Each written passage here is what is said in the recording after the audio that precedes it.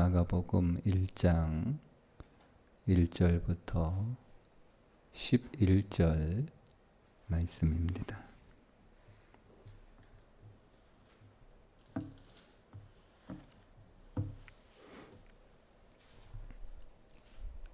함께 있습니다. 하나님의 아들 예수 그리스도의 복음의 시작이라. 선지자 이사야야 그래 보라 내가 내 사자를 네 앞에 보내노니 그가 내 길을 준비하리라. 광야에 외치는 자의 소리가 있어 이르되 너희는 주의 길을 준비하라. 그의 오실 길을 곧게 하라. 기록된 것과 같이 그래 요한이 광야에 이르러 죄 사함을 받게 하는 회개의 세례를 전파하니 온 유대 지방과 예루살렘 사람이 다 나아가 자기 죄를 자복하고 요단 강에서 그에게 세례를 받더라. 요한은 낙타 털 옷을 입고 허리에 가죽띠를 띠고 메뚜기와 석청을 먹더라. 그가 전파하여 이르되 나보다 능력 많으신 이가 내 뒤에 오시나니 나는 굽혀 그의 신발끈을 풀기도 감당하지 못하겠노라. 나는 너희에게 물로 세례를 베풀었거니와 그는 너희에게 성령으로 세례를 베푸시리라. 그때에 예수께서 갈릴리 나사렛으로부터 와서 요단강에서 요한에게 세례를 받으시고 곧 물에서 올라오실새 하늘이 갈라짐이 힘과 성령이 비둘기같이 자기에게 내려오심을 보시더니 하늘로부터 소리가 나기를 너는 내 사랑하는 아들이라 내가 너를 기뻐하노라 하시니라. 아멘. 마가복음은 마가 요한이 쓴 복음서입니다. 마가 요한은 오순절 마가다락방에 불리는 그 마가다락방의 주인의 아들이고 바나바의 조카이면서 1차 선교 여행을 떠났다가 중도에 포기하고 돌아왔던 사람이 마가 요한입니다. 성경에 예수님의 행적에 관하여 기록한 책이 세 권인데 마태, 마가, 누가 복음입니다. 이 땅에 오신 예수 그리스도를 사람의 아들로서 본 복음서라고 해서 관복음이라고 부릅니다. 요한복음은 예수님을 하나님으로 설정을 해놓고 쓰고 있기 때문에 관점이 달라서 공간복음에 들어가지는 않습니다. 우리가 성경을 읽을 때 반드시 전제되어야 될 것이 하나 있습니다. 그게 무엇이냐고 하면 이 성경을 누구에게 읽히기 위해서 썼느냐입니다. 마태복음을 쓸 때 마태는 그 복음서를 읽을 대상을 정해놓고 마태복음을 씁니다. 마가복음 역시 마가 요한도 이 복음서를 읽을 대상을 정해놓고 복음서를 씁니다. 그러니까 마태복음은 마가 공동체의 입장에서는 읽어도 그렇게 마음에 감동이 오지 않는 책이 될 테고 마가복음 역시 마태 공동체가 읽으면 그렇게 마음이 와닿지 않습니다. 왜냐하면 다르기 때문에 그렇습니다. 마태 공동체와 마가 공동체가 달라요. 마태 공동체는 유대인들입니다. 마태는 유대인들을 염두에 두고 유대인들에게 예수님을 소개하기 위해서, 즉 유대인들에게 예수님을 잘 믿게 하기 위해서 썼기 때문에 마태복음은 유대인들의 관점에서 읽어야 되는 거예요. 마가복음은 로마에 있는 그리스도인들에게 쓴 복음서예요. 예, 그러니까 로마에 있는 그리스도인들이니까 유대인은 또 있겠지만 대부분 유대인은 아니겠죠. 이방 헬라인들이고요. 로마에 살았으니까 로마의 문화에 익숙했던 사람들이고, 근데 그 로마에 살고 있는 그리스도인들이 박해를 당하고 있는 그리스도인들이에요. 로마에 살고 있는 이방 그리스도인들이 박해를 당하고 있는 상황에서 그들을 위로하고 격려하고 그들의 믿음을 지키기 위해서 예수님을 소개하기 위해, 우리가 믿는 예수님이 어떤 분인가를 알려주기 위해 쓴 복음서가 마가복음입니다. 그래서 이 마가복음을 쓴 이 마가라고 하는 사람의 배경도 중요하지만 사실 그것보다 더 중요한 건 이 마가복음을 누가 읽느냐예요. 누가 읽느냐를 우리가 먼저 이해하고, 이 마가복음을 읽는 사람들의 관점에서 우리가 이 마가복음을 읽어야 마가복음을 제대로 읽을 수 있습니다. 성경을 이런 역사적인 문화적인 배경을 우리가 이해하지 못하고 그냥 글로 된 책으로만 읽으면 그 각각의 문장들을 어떻게 해석하냐면 철학적으로 해석을 해요. 아니면 자기 사상으로 해석하든지 자기 지식으로 해석하든지 이렇게 해석한단 말이에요. 그러니까 그렇게 해석하는 대표적인 성경이 요한계시록이에요. 그러니까 우리는 요한계시록을, 그 요한계시록이 쓰여졌던 그 1세기의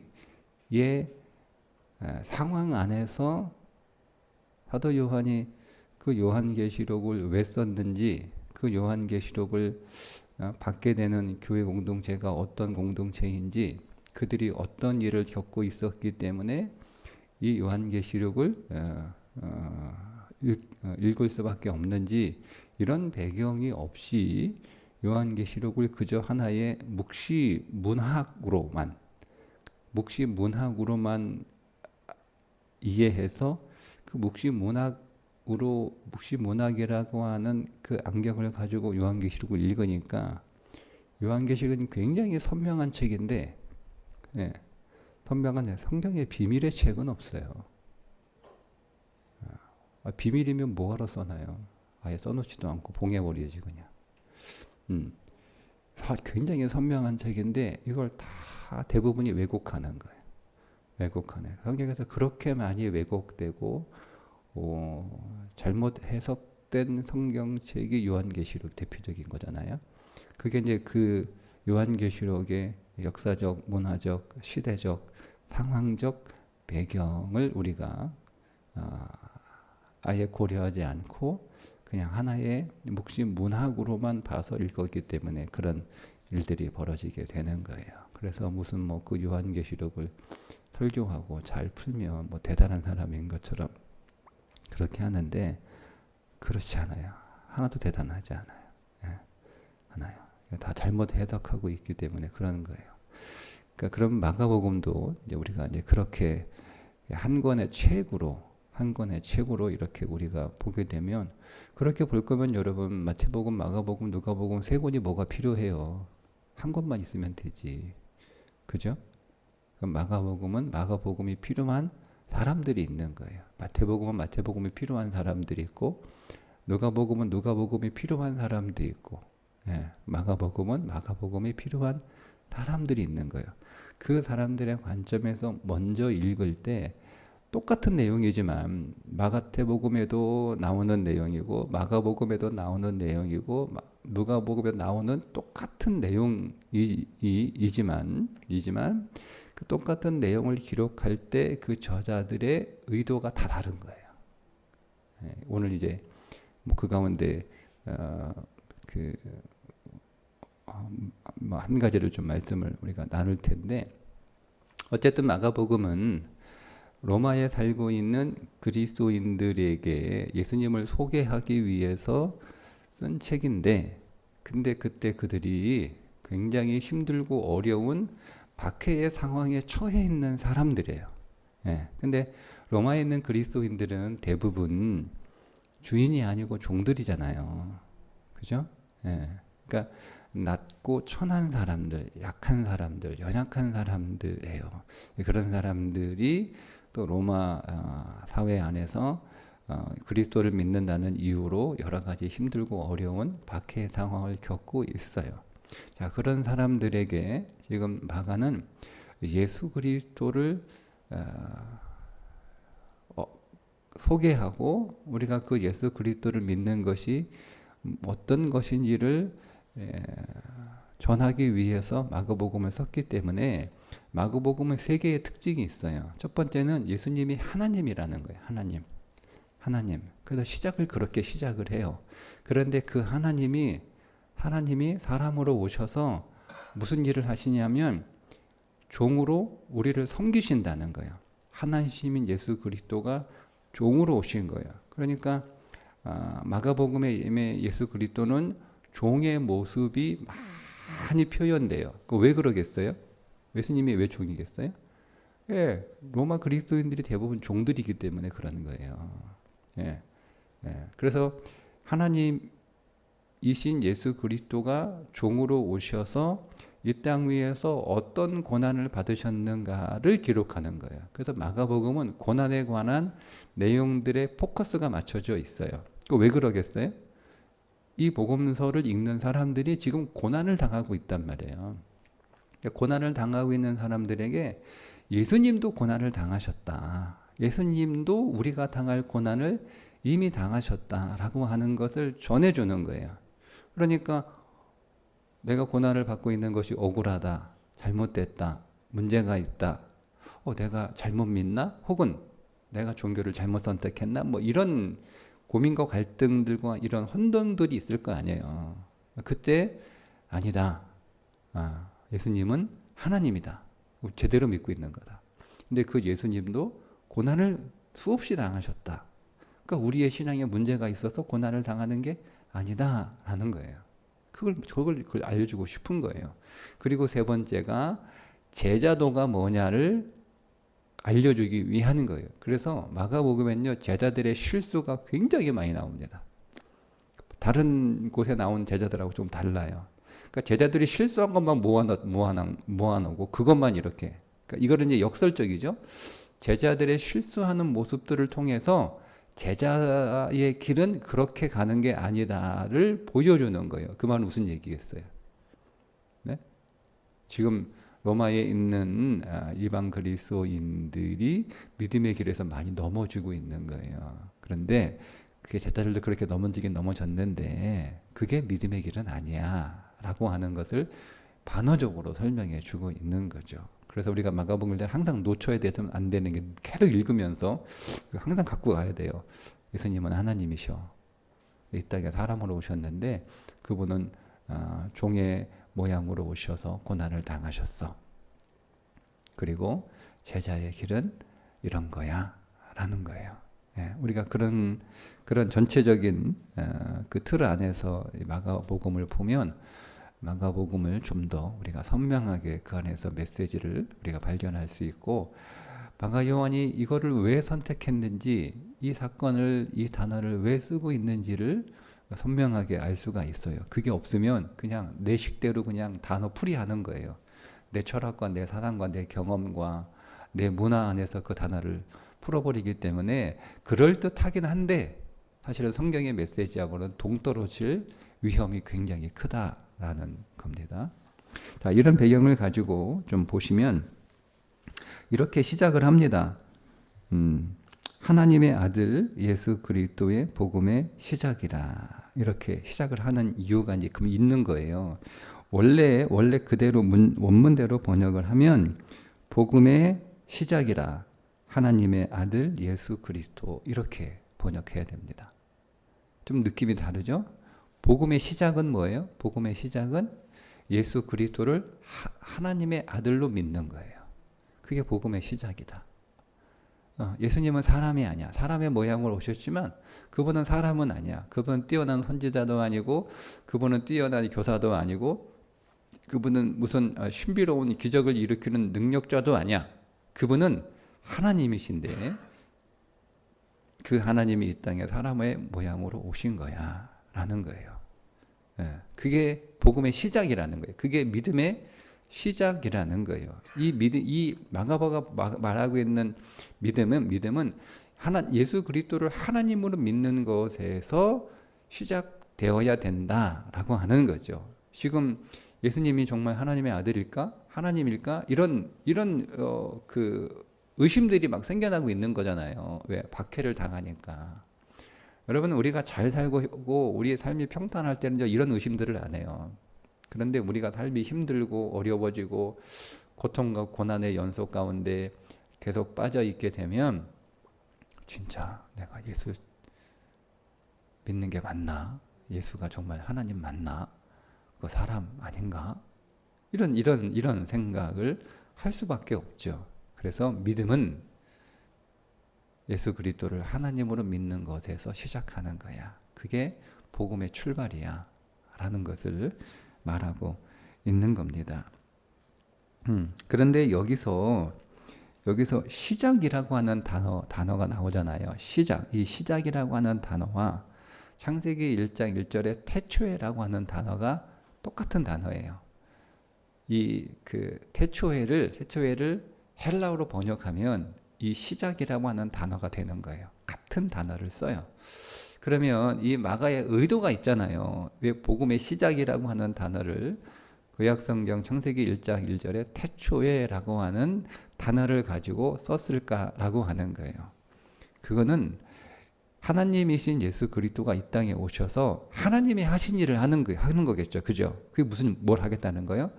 재창조의 일을 하시겠다는 거예요. 그러니까 우리의 믿음의 삶이라고 하는 것은 우리 안에 오신 하나님이신 예수 그리스도가 나를 새롭게 창조하시는 그 일을, 그게 복음이라는 거예요. 그걸 믿는 것을 믿음이라는 거예요. 뭘 믿냐 우리가? 뭘 믿냐?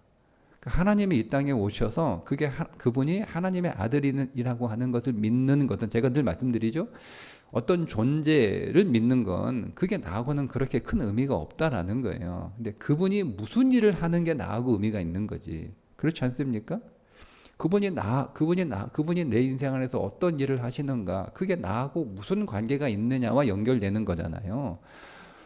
내 밖에 나를 위해서 아무것도 하지 않는 존재가 그럼 나와 상관이 없는 존재이잖아요. 그 존재가 뭐 하나님이든 뭐든 무슨 상관이에요. 나하고 관계가 없는데.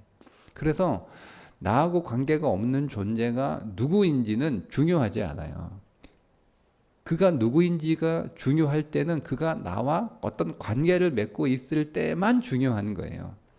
그 말은 어떤 관계는 그가 나를 위해서 무슨 일을 하느냐가 나와 관계를 맺는 거잖아요.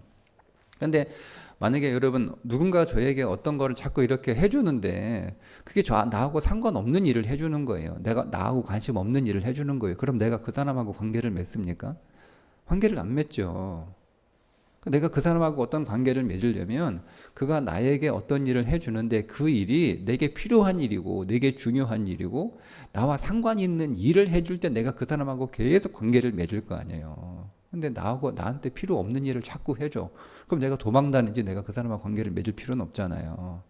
그래서 믿음은 예수 그리스도가 어떤 분인지를 아는 것이 중요하고 그 다음에 그것이 우리에게 중요하려면 그분이 나에게 무슨 일을 하시느냐가 중요해져야 되는 거예요.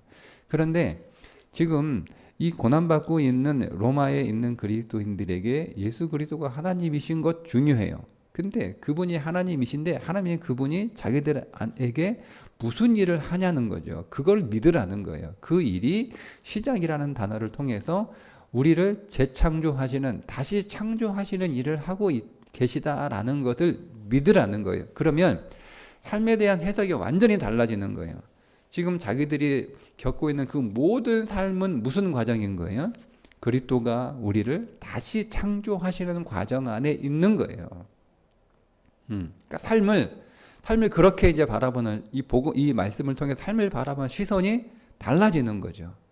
우리가 고생하다, 우리가 괜히 로마에 살아가지고 로마에 태어나가지고 아니면 괜히 예수 믿어가지고 괜히 교회 다녀가지고 이런 일을 당한다라고 하는 시선에서 지금 내가 다시 만들어지고 있는 과정이구나.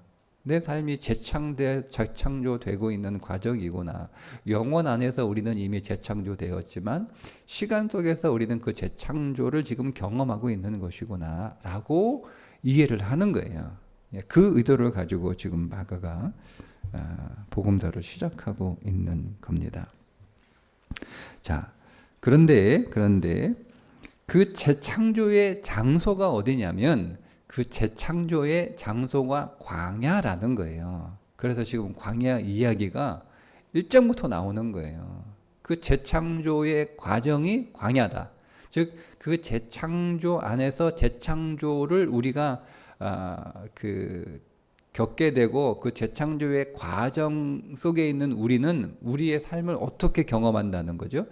광야로 경험한다는 거예요. 광야로 경험한다는 거예요. 그래서 자, 광야에 이제 그 3절에 광야에 외치는 자 소리, 광야가 나오고 4절에도 세례 요한이 광야에 이렇게 나옵니다. 광야가 이제 반복돼서 나오는 거예요. 지금 로마에 있는 그리스도인들의 삶의 상황은 마치 광야에 살고 있는 것하고 똑같단 말이에요. 그들의 삶을 한마디로 설명해라 그러면 우리의 삶은 광야야. 내가 지금 광야에 살고 있어. 이렇게 되는 거예요. 근데 그 광야가 뭐라는 거예요? 지금 마가는 그들에게 믿음으로 해석해 주는 거예요. 그 삶은 고생하는 광야가 아니고 우리가 재창조되는 광야야. 이렇게 설명을 해 주는 거죠. 자, 그래서 이렇게 요한이 선포했다는 거예요. 세례 요한이 광야에 이르러 죄 사함을 받게 하는 회개의 세례를 전파하니. 자, 요한이 광야에서 설교를 했는데 요한의 설교의 핵심은 단 하나다.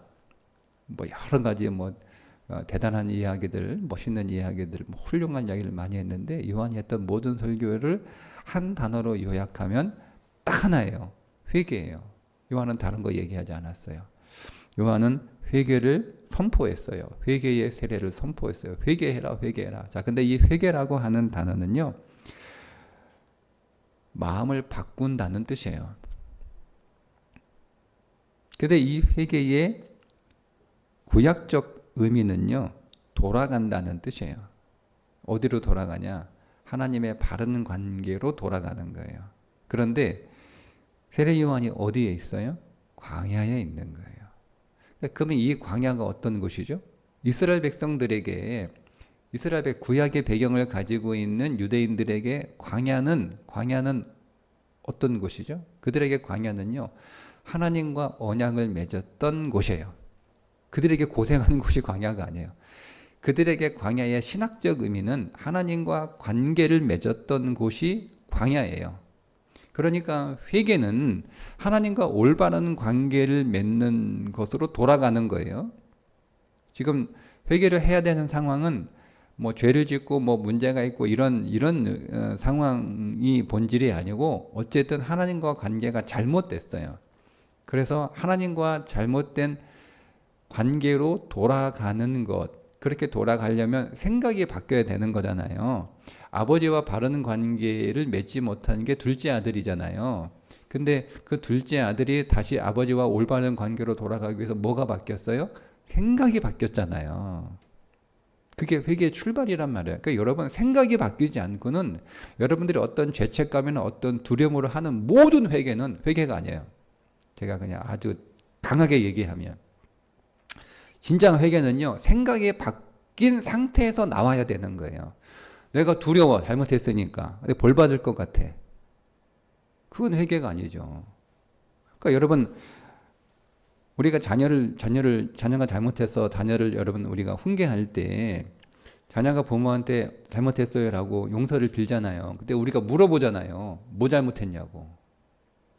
안 물어봐요? 물어보잖아요.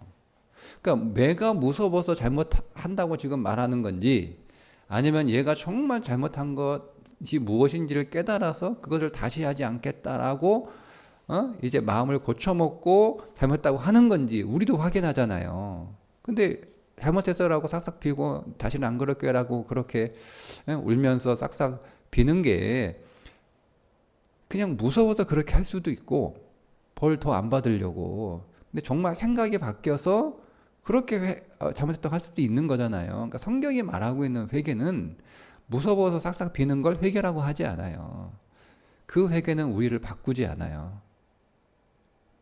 그러니까 우리의 회개가 대부분 그래요. 그러니까 안 바뀌는 거예요. 안 바뀌는 거예요. 회개는 생각을 바꾸는 거예요. 그 생각이 뭐냐? 그 생각을 바꾸는 어떤 생각을 냐? 그 생각을 바꾸려면 우리가 어디로 가야 되는 거예요? 광야로 가야 되는 거예요.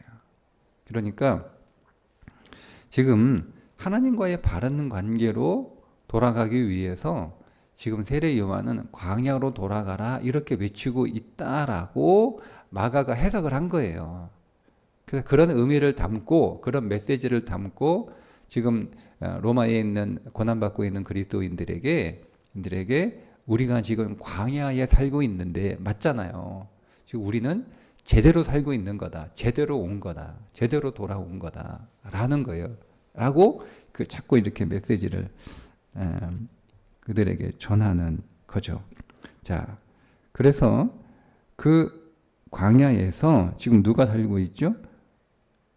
요한이 살고 있어요. 자, 6절에 보면 요한은 낙타 털 옷을 입고 허리에 가죽띠를 띠고 메뚜기와 석청을 먹고 있어요. 자, 근데 그러면 광야에서 살고 있는 이 세례 요한의 삶은 누구하고 지금 똑같아요, 지금. 고난받는 로마에 있는 그리스도인이 사는 삶하고 똑같아요. 그러면 세례 요한의 그 광야에서 사는 그 삶이 틀렸으면 자기 삶도 틀린 거예요. 근데 세례 요한의 그 삶이 옳은 삶이고 위대한 삶이고 아름다운 삶이고 믿음의 삶이고 승리하는 삶이라면 자기들의 삶도 승리하는 삶인 거예요.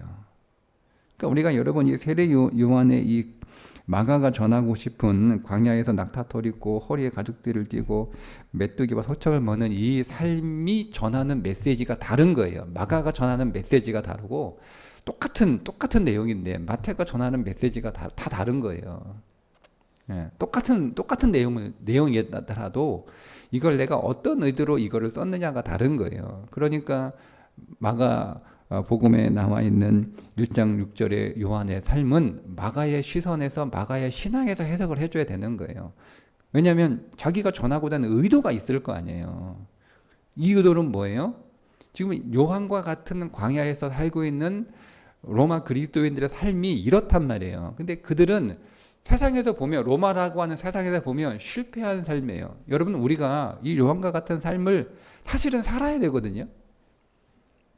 근데 여러분 우리가 이런 삶을 살면 사람들이 뭐라고 얘기해요? 세상 사람들이 저 인생 실패했다 망했다 못 산다 뭐 이렇게 얘기한 건 당연한 건데 그거는 그들의 시선에서는 당연한 거예요. 그런데 교인들의 시선에서는 우리가 어때요? 이게 옳은 삶이거든요. 근데 우리는 그렇게 생각하지 않아요. 무슨 문제가 있는 삶인 것처럼 바라보는 거예요. 그러니까 우리가 마가복음 읽을 때는 이 말씀 안에서 성도들의 삶의 정황은 광야이고 그 광야에서는 요한처럼 살 수밖에 없구나. 이 삶이 맞는 삶이구나 라는 것을 우리가 이 말씀을 통하여 읽게 되는 거죠. 그러니까 우리가 설사 우리에게 이런 삶의 상황에 닥쳤다 할지라도 우리가 그 삶으로 인해서 우리가 고통은 스럽지만 우리가 그것 때문에 절망하고 비관하고 열등감에 빠져서 마치 무슨 큰 실패를 한 것처럼 그런 실패감에 빠질 필요가 없다는 거예요. 왜? 이게 그리스도의 삶이니까. 근데 이 삶이 그럼 뭐냐? 요한이 이렇게 얘기해요. 7절에. 그가 전파하여 이르되 요한이 이제 고백을 하는 건 나보다 능력 많으신 이가 내 뒤에 오시나니 나는 굽혀 그의 신발끈을 풀기도 감당하지 못하겠노라. 이 마가만 특별히 끈을 얘기해요. 다른 데는 신이라고 얘기하거든요. 그러니까 신을 벗기는 거하고요, 신발끈을 푸는 거하고는 완전히 달라요. 완전히 달라요. 이렇게 얘기를 했어요. 그 선생님이 제자들에게 이게 노예가 하는 거거든요. 그렇게 노예처럼 선생님을 그렇게 모셔라. 그렇게 하면서 너희들은 그래도 하나는 하지 마라. 선생님의 신발 끈은 풀지 마라. 이런 문화적 배경이 있는 거예요. 근데 세례요한은 그걸 하고 있다는 거잖아요. 신발을 벗기고 발을 씻는 일 정도가 아니고 신발 끈을 푸는 일까지 낮아지는 거예요. 근데 이거는 무슨 얘기냐면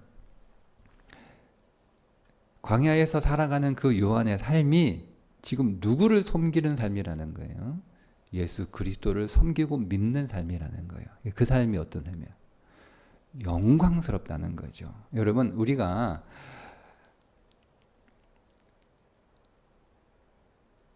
별로 존귀하지 않는 사람의 신발끈을 푸는 건 수치예요. 그렇죠?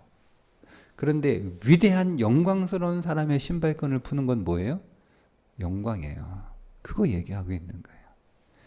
예, 신발끈이라고 하는 단어를 쓴 것은 다른 복음서에 나와 있는 사람들보다 세례 요한을 더 밑으로 떨어뜨리기 위해서 하기 위한 게 아니고 그의 삶이 광야에 살고 있고 양털 옷을 입고 허리에 가죽대를 띠고 낙타털을 입고 허리에 가죽대를 띠고 메뚜기와 석청을 입는 그 삶이 초라한 것처럼 보이는데 사실은 어떤 삶이라는 거예요? 굉장히 위대한 삶을 살고 있다고 하는 거예요. 이 말은 무슨 얘기예요? 로마 교인들에게.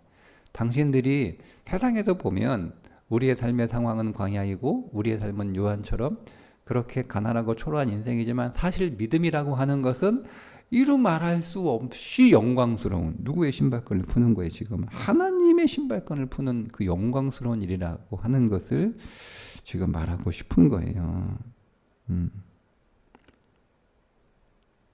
그래서 요한처럼 광야에서 요한은 지금 누구를 증거하는 삶을 삽니까? 예수 그리스도를 증거하는 삶을 살아가죠. 그게 요한의 삶의 본질이에요. 그는 수양하기 위해서, 수도하기 위해서, 그러기 위해서 광야에 살고 있는 게 아니라는 거죠.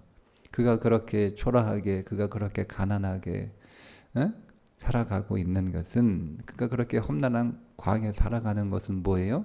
예수 그리스도를 증거하기 위해서 살아가고 있는 것처럼 그 예수 그리스도를 증거하는 그의 삶이 위대하고 아름답고 정말 승리하는 삶이었던 것처럼 우리도 그 광야에서 요한과 같은 삶을 살고 있지만 우리는 예수 그리스도를 드러내고 증거하는 삶을 살아가야 된다는 거예요. 그럼에도 불구하고 그게 영광스러운 삶이라는 거죠. 우리가 무엇을 먹고 있느냐, 우리가 무엇을 입고 있느냐, 우리가 어떤 집에 살고 있느냐라고 하는 것이 우리의 영광이고 우리의 성공이 아니고 우리가 어떤 삶을 살고 있느냐가 우리의 영광이고 우리의 삶의 승리인데 그 오늘 우리의 삶의 승리는 겉으로 드러나고 보여지는 것이 아니고 우리가 지금 예수 그리스도를 전하고 증거하는 그 믿음의 삶을 살고 있기 때문에 보여지고 나타나는 우리의 삶의 표면적 그 모습이 우리의 삶의 성공이 아니고 우리는 이미 승리하고 성공한 삶이라는 거예요. 이미 우리는 위대한 삶을 살고 있다는 거예요. 그런데 그 예수님도 광야에 사셨다는 겁니다.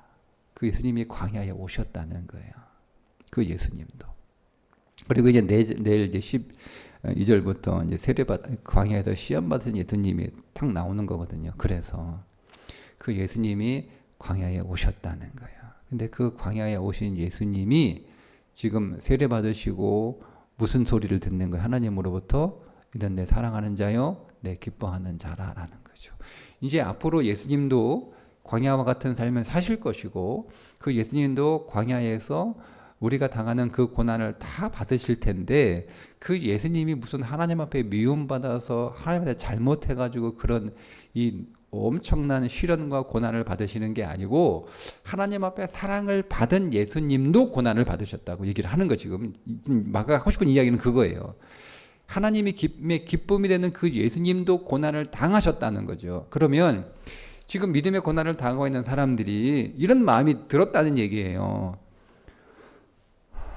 내가 뭐 잘못해가지고 지금 이렇게 하나님한테 벌 받고 있는 게 아닌가. 내가 무슨 문제가 있어가지고 내가 이렇게 삶이 힘든 게 아닌가? 응? 내 삶의 고난이 하나님으로부터 오는 그 징계는 아닌가? 이런 생각이 들어요, 안 들어요, 여러분? 들잖아요. 그죠? 그런데 마가 요한은 아니라는 거죠. 예수님도 하나님의 사랑을 받는 분이셨고 하나님이 기뻐하시는 분이셨는데 고난을 당하셨다라는 거예요. 네. 그러면 우리가 당하는 고난이 뭐 하나님한테 잘못해가지고 하나님한테 벌 받는 것도 아니고, 응? 하나님한테 혼나는 것도 아니고, 하나님 날 싫어하는 것도 아니고, 하나님 날 미워하는 것도 아니라는 거예요.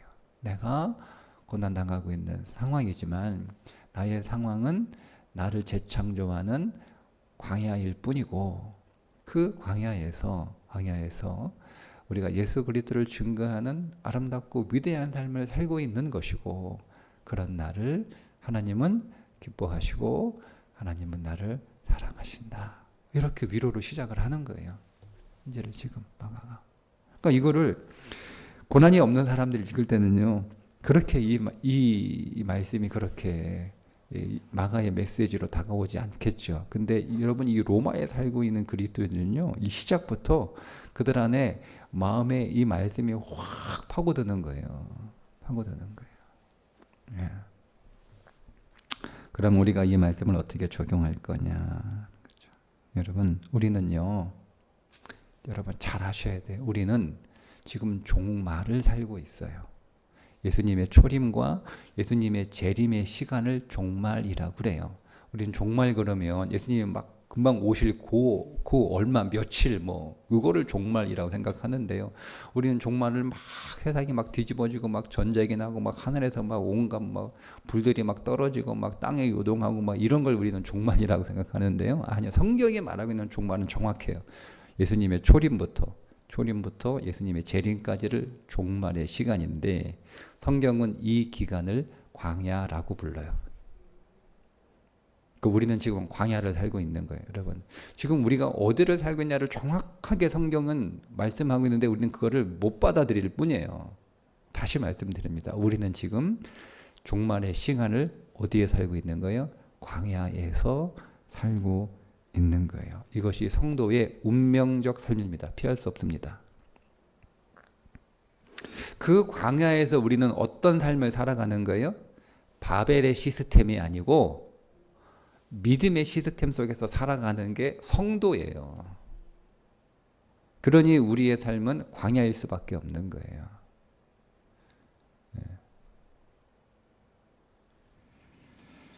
따라서 이런 우리의 광야적 삶이 세례 요한처럼 낙타털을 입고 허리에 가죽띠를 띠고 메뚜기와 석청을 먹는 삶이지만, 그러나 그 삶이 영광의 삶인 줄 믿으셔야 됩니다. 우리가 예수 그리스도의 신발끈을 묶는 삶으로 나타나지만 그 삶이 영광의 삶인 것을 확신하셔야 됩니다. 그래야 이깁니다. 그가 이기는 자입니다. 오늘도 우리가 이 종말의 시간에 광야를 살고 있지만 오늘 우리의 이 삶이 승리하는 믿음의 영광의 삶이 될 수 있기를 주님의 이름으로 축복합니다. 기도하겠습니다. 하나님 아버지, 오늘 2000년 전 로마에서 고난과 고통 속에 믿음의 시련을 당하고 있었던 성도들에게 그들을 위로하고 격려하게 썼던 이 마가복음이 오늘 시간은 다르지만 시대는 다르지만 같은 광야의 삶을 살고 있는 우리들에게도 위로와 격려가 되게 하시고 힘이 되게 하여 주옵소서. 주님을 믿는 삶이 영광스러운 삶인 것을 다시 깨닫게 하시고 그 확신 안에서 오늘 우리가 이 광야의 길을 잘 지나 아름다운 그리스도인으로 예수 그리스도를 닮은 성숙한 사람으로 더 재창조되게 하여 주옵소서. 예수님의 이름으로 기도합니다. 아멘.